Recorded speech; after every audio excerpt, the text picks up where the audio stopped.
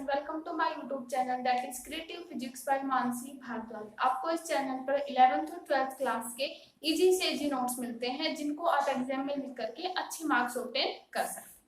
ठीक है, तो प्रीवियस लेक्चर में हमने क्या किया था, root mean square value of alternating EMF हम कर चुके हैं, अल्टरनेटिंग करंट हम कर चुके हैं। ठीक है, वो सारी चीजें हम कर चुके हैं प्रीवियस लेक्चर में। आज के लेक्चर में हम करेंगे that is AC circuit containing resistance only, कि जो हमारा एसी सर्किट होता है अगर वो सिर्फ रेजिस्टेंस कंटेन करे तो हमारे पास क्या इक्वेशन बनेगी। तो देखो पहले हमने क्या किया, let a source of alternating EMF. पहले हमने एक प्योर रेजिस्टेंस लिया, जैसे हम मान सकते हैं ये हमारा प्योर रेजिस्टेंस है। ठीक है, इसको हमने क्या किया, एक एसी सोर्स के साथ कनेक्ट कर दिया। अल्टरनेटिंग ईएमएफ है ये एसी सोर्स का। ठीक है, ये हमारे पास रेजिस्टेंस है, प्योर रेजिस्टेंस, ये हमारे पास अल्टरनेटिंग ईएमएफ है। ठीक है, EMF connected to a pure resistance R, उसको हमने एक प्योर रेजिस्टेंस आर के साथ कनेक्ट किया। Let I be the circuit current in the circuit, जैसे हमने आई माना है वो हमें मान लिया कि इस सर्किट के अंदर आई हमारे पास करंट है, मतलब ठीक है, जिसने मतलब जो हमारे पास एसी अल्टरनेटिंग ईएमएफ जो लगी है वो जो करंट दे रही है इस सर्किट को वो आई है। ठीक है, एंड इंस्टेंट किसी भी इंस्टेंट टाइम टी पर। ठीक है, तो ये हमारा पूरा प्रोसेस। अब हमें पता है कि हमारे पास जैसे मान लिया कि अकॉर्डिंग टू ओम्स लॉ, देखो ओम्स लॉ के अकॉर्डिंग हमारे पास क्या इक्वेशन होती है, अगर हम करंट को निकाले तो हमारे पास I b is equal to, हमें पता है क्या होती है, that is I into R. लेकिन हमारे पास पोटेंशियल यहाँ पे क्या है, एसी मतलब ईएमएफ है। देखो अल्टरनेटिंग ईएमएफ लगा रखी है हमने, तो हमारे पास अब की बार पोटेंशियल की जगह पे क्या है, ईएमएफ, तो हम यहाँ पे कैपिटल ई रख सकते हैं वी की जगह। ठीक है, अब हमें चाहिए क्या, आई, मतलब हमें करंट देखना इस सर्किट के अंदर कितना होगा, तो हमारे पास आई क्या हो जाएगा, that is E by R. ठीक है, हमारे पास करंट की इक्वेशन बनेगी, लेकिन यहाँ से क्या है, I is equal to E by R, लेकिन हमारे पास ईएमएफ है, अल्टरनेटिंग ईएमएफ है, तो हमें यहाँ पे ई की जगह पे उसकी ईएमएफ की इक्वेशन रखनी पड़ेगी। हमें पता है हमारे पास ईएमएफ की इक्वेशन क्या होती है, E is equal to E naught sine omega t, है ना, ये हमारे ईएमएफ की इक्वेशन होती है। तो हमारे पास ई की जगह पे हम ये लिख दें, ई नॉट साइन ओमेगा टी, और बाय नीचे कितना आ जाएगा, आर, है ना, हमारे पास ये आ जाएगा। अब यहाँ से देखो हमें पता है कि हमारा आई अगर ई बाई आर है, तो अगर हमारा normal current I is equal to E by R है, तो हमारा मैक्सिमम करंट अगर हम देखें I naught is equal to वो किसके इक्वल हो जाएगा, that is maximum EMF by resistance. ये हो सकता है, तो डेफिनेटली हमारे पास ई नॉट बाय आर, हमारे पास यहाँ पे क्या होगा, मैक्सिमम करंट होगा। अगर यहाँ पे I is equal to E by R है, तो हमारे पास मैक्सिमम करंट क्या हो सकता है, that is E naught by R, है ना, तो यहाँ से ई नॉट बाय आर को हम क्या मान सकते हैं कि ये हमारा मैक्सिमम करंट है। ठीक है, तो यहाँ पे देखो हमारे पास I जो है किसके इक्वल आ जाएगा, that is I naught sine omega t. अब यही हमारी इक्वेशन थी एसी की, देखो हम प्रीवियस लेक्चर में कर चुके हैं। अब वही हमें बताना था कि एसी सर्किट अगर सिर्फ और सिर्फ रेजिस्टेंस करता है कंटेन, तो उसके अंदर इक्वेशन हमारी ये बनेगी।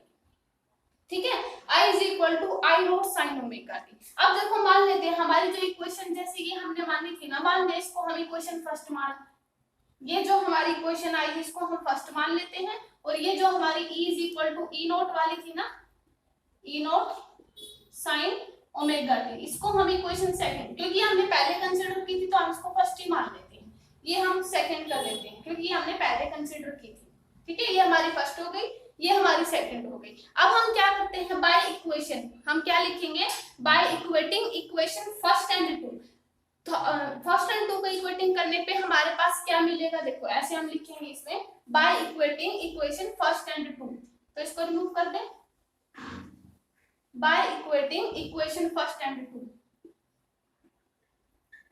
by equating first and two the phase between E and phase between I and E, मतलब हमारे पास करंट और ईएमएफ के बीच में क्या फेज आया, जैसे जैसे हम इसको इक्वेट करेंगे, देखो I is equal to E, E naught I naught sine omega t, sine omega t same phase है ना, ओमेगा इसमें डिफरेंस है ना इसमें डिफरेंस है, मतलब हमें जब हमने इक्वेशन फर्स्ट एंड टू को इक्वेट किया तो हमें क्या रिलेशन आया हमारा यहाँ से कि फेज बिटवीन, फेज डिफरेंस जो हमारे पास करंट है, करंट में और जो हमारी ईएमएफ में आया, phase difference between I and E is कितना आया 0, ठीक है, क्योंकि दोनों के पास सेम फेज है। अगर हमने equation first and equation second को इक्वेट किया तो हमारे पास फेज डिफरेंस कितना आया, दैट इज 0। तो फेज डिफरेंस 0 आया, इसका मतलब जब हम इसका फेजर डायग्राम बनाएंगे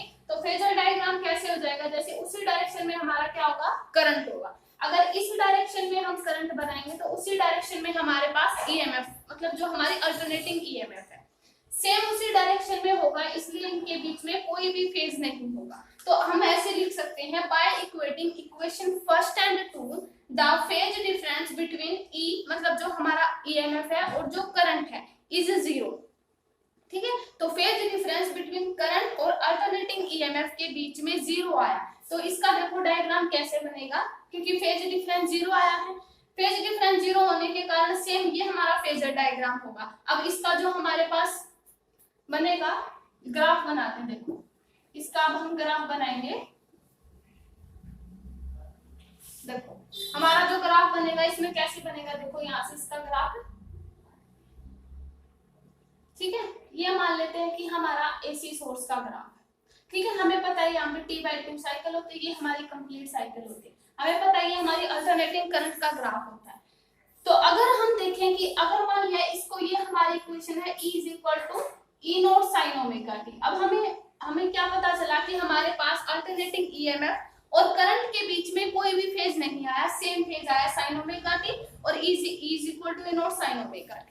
अगर सेम फेज है तो इसका जब हम डायग्राम देखेंगे तो यहाँ से जो हमारी अल्टरनेटिंग ईएमएफ है और जो अल्टरनेटिंग करंट है, उनके बीच में जो ग्राफ बनेगा वो सेम फेज है, फेज डिफरेंस 0 आया, तो उनका ग्राफ कुछ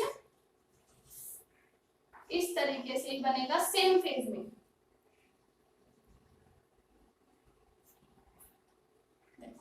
ये हमारा ग्राफ बन जाएगा कुछ इस तरीके से, क्योंकि सेम फेज है, कोई भी फेज डिफरेंस नहीं है इनके बीच में, ठीक है। तो ऐसा भी बोल सकते हैं कि हमारा जो फाई है, फेज डिफरेंस को हम फाई से डिनोट करते हैं, ठीक है। तो हमारा जो फेज डिफरेंस फाई है वो हमारा 0 हो जाएगा। अगर फेज डिफरेंस 0 है तो देखो इस तरीके का हमारा ये ग्राफ बनेगा। अगर ये E = E0 sin omega t है तो ये वाली क्या हो जाएगी, I = I0 sin omega t, क्योंकि इनके बीच में कोई फेज नहीं है, तो फेज ना होने के कारण ही ये सेम फेज में बनेगी कि हमारा जो अल्टरनेटिंग ईएमएफ है और जो हमारा अल्टरनेटिंग करंट है वो सेम ग्राफ देंगे, सेम फेज में, क्योंकि उनके बीच में फेज डिफरेंस 0, ठीक है।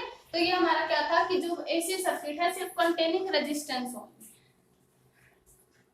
ठीक है। तो ये हो गया जब हमारा एसी सर्किट सिर्फ रेजिस्टेंस को कंटेन करता है, ठीक है।